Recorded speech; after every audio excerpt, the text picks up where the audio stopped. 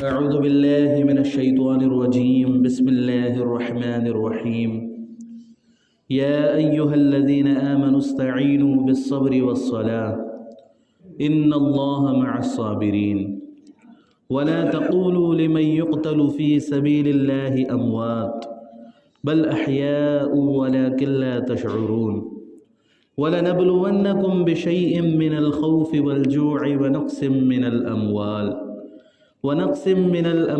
والأنفس والثمرات وبشر الصابرين الذين إذا أصابتهم مصيبة قالوا إنا لله وإنا إليه راجعون أولئك عليهم صلوات من ربهم ورحمة وأولئك هم المهتدون۔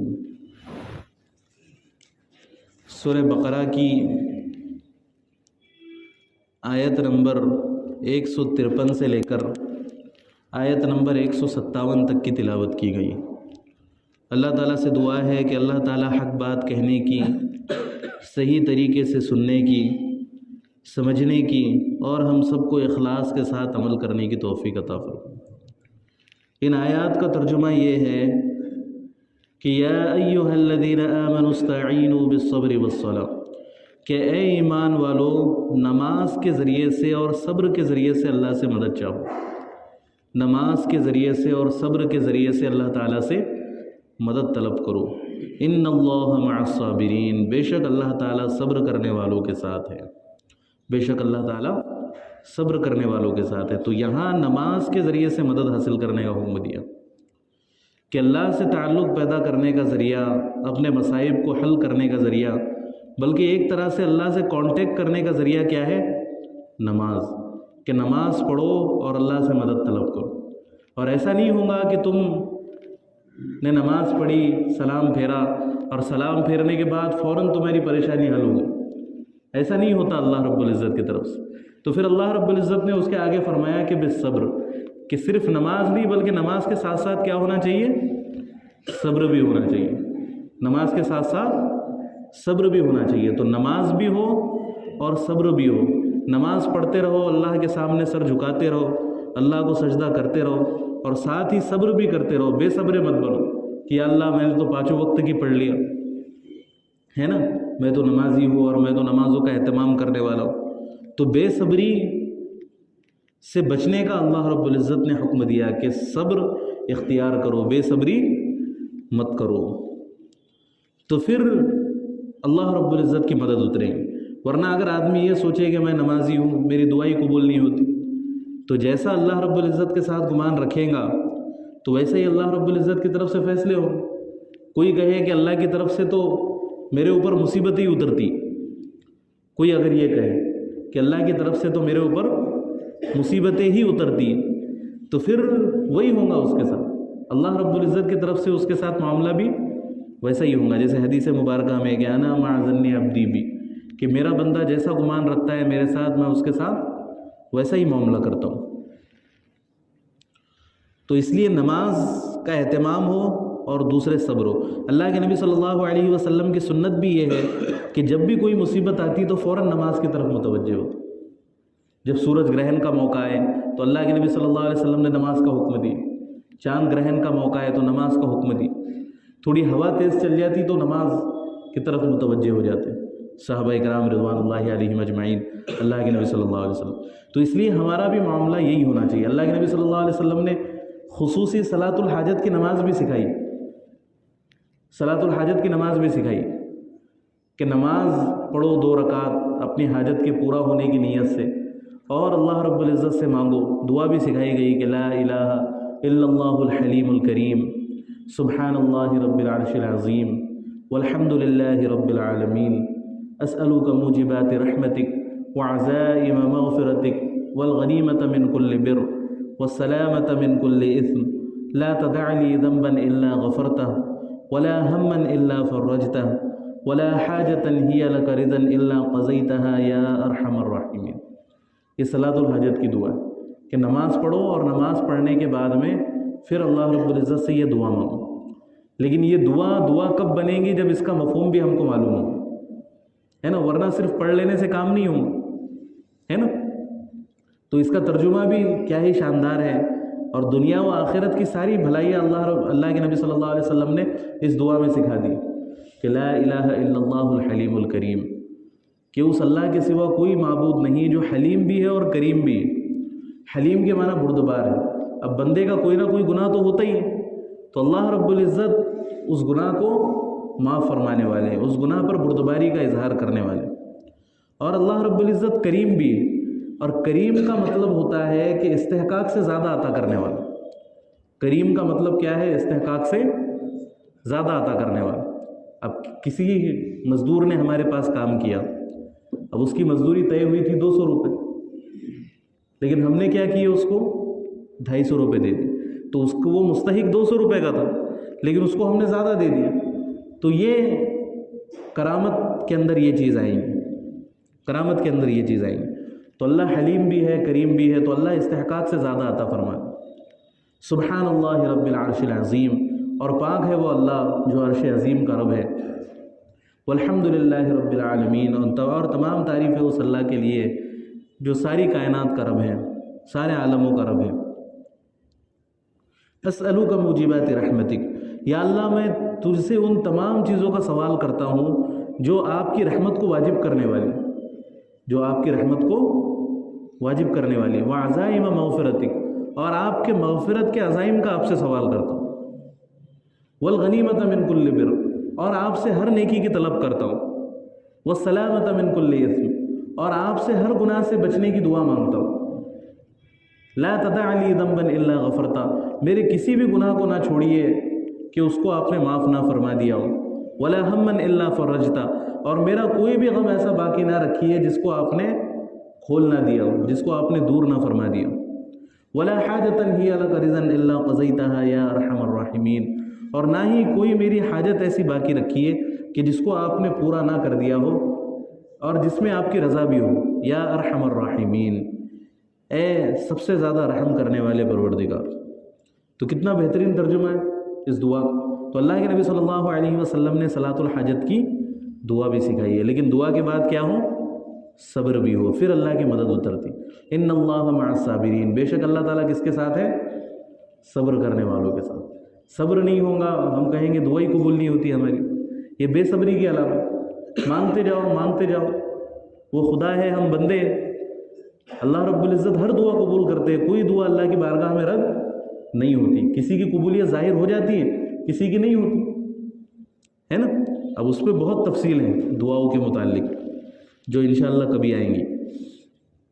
تو بے شک اللہ تعالیٰ صبر کرنے والوں کے ساتھ ہیں۔ اب یہ ان اللہ مع الصابرین پر سے ایک لطیفہ ذہن میں آیا کہ ایک شخص تھا، اس کے پاس اس کے گھر میں ایک تجوری تھی پیسوں کی بھری ہوئی۔ اب اس تجوری کے اوپر اس نے لکھا ہوا تھا ھذا من فضل ربی، کہ یہ میرے رب کا فضل ہے۔ اس تجوری پر کیا تھا؟ ھذا من فضل ربی، یہ میرے رب کا فضل۔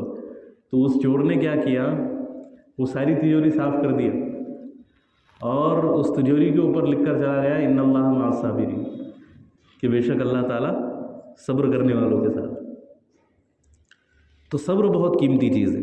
اب اس کے آگے اللہ تعالیٰ ارشاد فرماتے ہیں کہ وَلَا تَقُولُوا لِمَن يُقْتَلُ فِي سَبِيلِ اللَّهِ أَمْوَاتٌ، اور جو شخص اللہ کی راہ میں قتل ہو انہیں مرا ہوا مت کہو، بل احیاء ولکن لا تشعرون، بلکہ وہ زندہ ہے لیکن تم ان کی زندگی کا شعور نہیں رکھتے، ان کی زندگی کو تم سمجھ نہیں سکتے۔ اب کوئی عقل دوڑانا شروع کر دے کہ بھئی وہ تو مر گئے، ہم نے دیکھے ان کو مرتے ہوئے اپنی آنکھوں سے، ہے نا، جان تو تھی نہیں ان کے جسم، تو پھر تم ان کو کیسا کہہ رہے ہو کہ زندہ ہے؟ تو اللہ رب العزت نے فرما دیا کہ تم ان کی زندگی کا شعور نہیں رکھتے، تمہیں پتہ نہیں ہے، تم کو بہت ساری چیزوں کا شعور نہیں، تمہیں تو خود تمہارے جسم کا شعور نہیں کہ ہم نے اندر کیا کیا چیزیں رکھی اور کس طریقے سے تم کو بنایا، کس طریقے سے تمہاری باڈی کو ڈیزائن کیا۔ تو دوسری چیزوں کو سمجھنا تو بہت دور کی بات ہے۔ جب اللہ کہہ رہے ہیں کہ تم شعور نہیں رکھتے تو پھر انسان وہاں تک نہیں پہنچ سکتا۔ بلکہ ایک جگہ فرمایا گیا کہ بل احیاء عند ربهم یرزقون، کہ وہ اللہ اپنے رب کے پاس زندہ ہے اور رزق دیے جاتے ہیں۔ ایک جگہ یہ فرمایا گیا، اور پھر آگے اللہ رب العزت کا ارشاد ہے کہ وَلَنَبْلُوَنَّكُمْ بِشَيْءٍ مِّنَ الْخَوْفِ وَالْجُوعِ وَنَقْصٍ مِّنَ الْأَمْوَالِ وَالْأَنفُسِ وَالثَّمَرَاتِ وَبَشِّرِ الصَّابِرِينَ، اور ہم ضرور بالضرور تمہیں آزمائیں گے۔ دیکھو اللہ تعالیٰ کے الفاظ، وَلَنَبْلُوَنَّكُمْ، تاکید کے ساتھ اللہ رب العزت یہاں پر بیان فرمائے کہ وَلَنَبْلُوَنَّكُمْ، کہ ہم تمہیں ضرور بالضرور آزمائیں گے۔ اور کن چیزوں سے آزمائیں گے؟ بِشَيْءٍ مِّنَ الْخَوْفِ، تمہارے اوپر خوف کو مسلط کر کے، تمہارے اوپر خوف کو مسلط کر کے، تمہیں ڈر میں مبتلا کر کے، والجوع، اور تمہیں بھوک میں مبتلا کر کے، یعنی ڈر سے بھی تمہیں آزمایا جائے گا اور بھوک سے بھی تمہیں آزمایا جائے گا۔ وَنَقْصٍ مِّنَ الْأَمْوَالِ، اور تمہارے مالوں میں کمی کر کے بھی ہم تمہیں آزمائیں گے۔ والانفس، اور تمہاری جانوں میں کمی کر کے بھی ہم تمہیں آزمائیں گے۔ والثمرات، اور تمہارے پھلوں میں کمی کر کے بھی ہم آزمائیں گے۔ وبشر الصابرین، اور صبر کرنے والوں کو خوشخبری سنا دیجیے۔ اب کیسی آیت ہے یہ؟ اللہ رب العزت کی طرف سے ہے نا؟ تو اس سے یہ پتہ چلتا ہے کہ ہماری زندگی جو ہے وہ امتحان کی جگہ ہے، آزمائش کی جگہ ہے۔ یہاں پر اگر کوئی انسان یہ چاہے کہ میں مکمل طور پر سکون حاصل کر لوں تو ایسا کسی بھی صورت میں ممکن نہیں ہے، اور بلکہ خاص طور سے ایمان والوں کے اوپر تو آزمائش ہے۔ ایمان والوں کو اللہ آزماتے ہیں اور زیادہ کہ یہ پکے ہے یا نہیں ہے۔ بہت سارے لوگ یہ تصور کرتے ہیں کہ بھئی دین زندگی میں آ گیا تو پھر راحتیں ہی راحتیں ہیں، چین ہی چین ہے نا؟ بلکہ ایسا نہیں ہے۔ کوئی متقی پرہیزگار بن جائے تو اس کا مطلب یہ نہیں ہے کہ سارے مصائب اس کے حل ہو، اور وہ دنیا کے لیے ہے ہی نہیں، وہ تو ہے آخرت کے لیے۔ اصل سارے مصائب اس کے حل ہو گئے۔ اگر ایسی بات ہوتی تو اللہ کے نبی صلی اللہ علیہ وسلم سے زیادہ کوئی متقی نہیں تھا، صحابہ اکرام رضوان اللہ علیہم اجمعین سے زیادہ کوئی متقی نہیں تھا، انہیں بھی اللہ رب العزت نے آزمایا، ان کے اوپر بھی آزمائشیں آئیں۔ تو بہت سارے لوگ یہ کہتے ہیں کہ بھئی کوئی مصیبت میں پڑ گیا تو اس کا تو عمل ہی ایسا تھا، وہ تو ایسا کرتا تھا، وہ تو ویسا کرتا تھا، ہے نا؟ تو مصیبتوں کا آنا صرف اس وجہ سے نہیں ہوتا، بلکہ اللہ رب العزت کی طرف سے آزمائش بھی ہوتی ہے، اللہ رب العزت کی طرف سے آزمائش بھی ہوتی ہے۔